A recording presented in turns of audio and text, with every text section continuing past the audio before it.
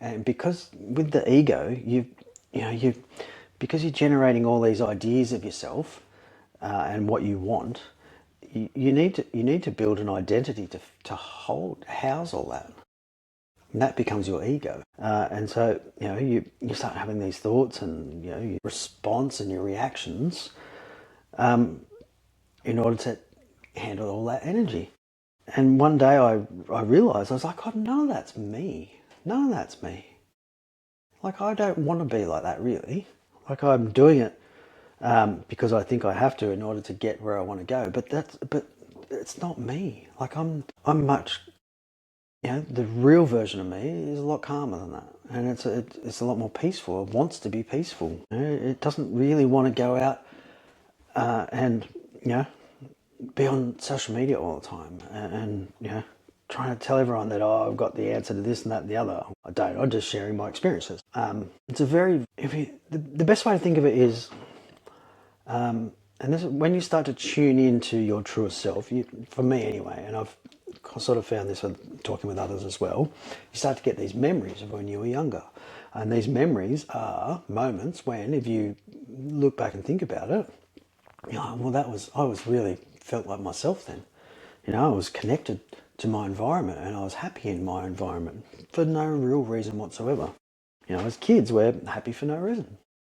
We feel good just because we're connected to our bodies and our emotions, and we're connected. We're not racing ahead with our thoughts, and so we feel ourselves. And as soon as we start to bring in all these other expectations and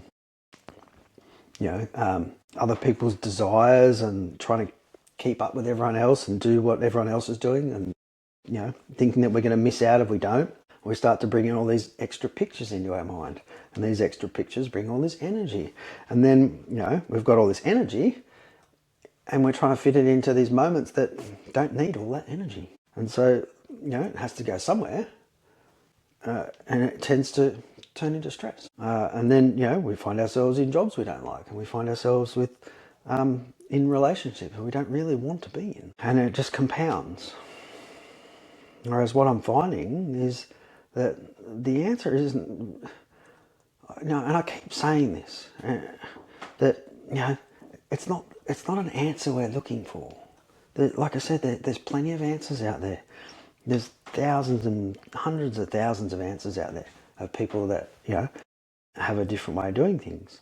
So if it was just the answer we're looking for, and yourself, when you see something that goes, oh, that might be it, and then you watch it, and it makes sense, but then you're like, well, I don't feel any better.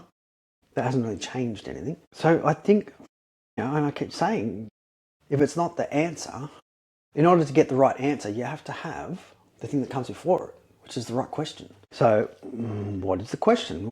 The question could be as simple as, what can I do in this moment? If I can't go out and get a new job in this moment, what can I do?